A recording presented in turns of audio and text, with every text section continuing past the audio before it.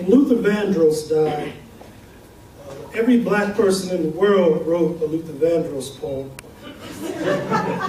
And half of them called it A House Is Not a Home because that was the jam. So this is my Luther Vandross poem.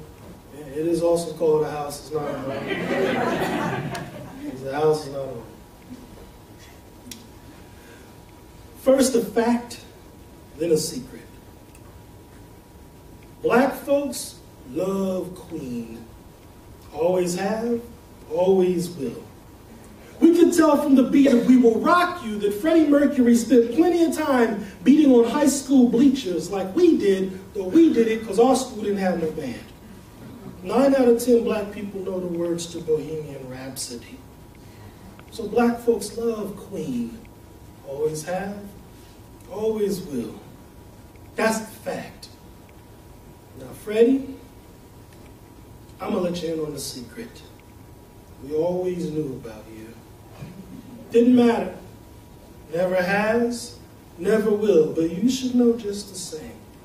We know that sometimes you beat those bleachers for the boys on the football team and for them alone. And somehow, that was okay with us. Because we figured you were white. Even though you weren't. But that's just how white folks do sometimes. Thinking like that, that's just how black folks do sometimes.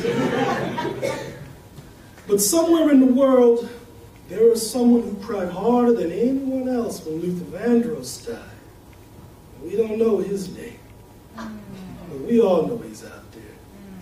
We don't know his name because Luther knew we were cowards.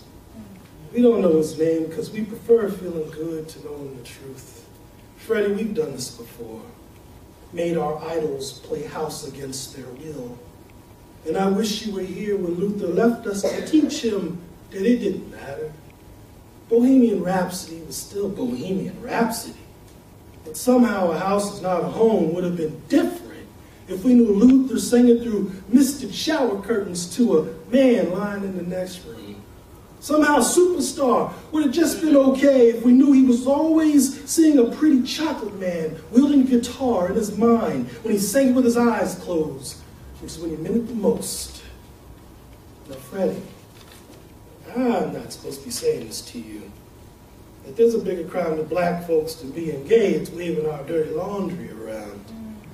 But I assure you, my washing machine handles heavy loads, keeps the colors of my clothes just fine. And if anybody would have been able to make Luther believe that, then we might have heard a slow jam that would have strangled Orpheus's harp strings, caused angels to drop out of the sky by the dozens in search of the nearest dance floor. And Luther might have sang the love songs he was put here to sing.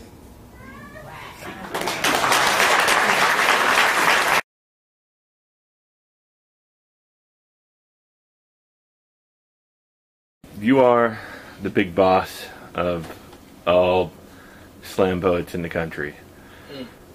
What do you like most about them, and what do you like least?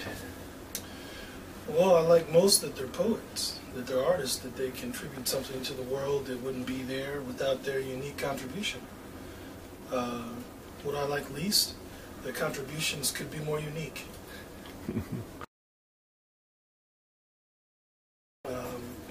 And my work has a populist mission, and slam has a populist mission. And so together we go and do our populist thing. You know, I want my work to be in front of or around as many people as possible. You know, and slam affords me that opportunity. It's enabled me to take my poetry to places that no journal ever would, no book ever would. You know.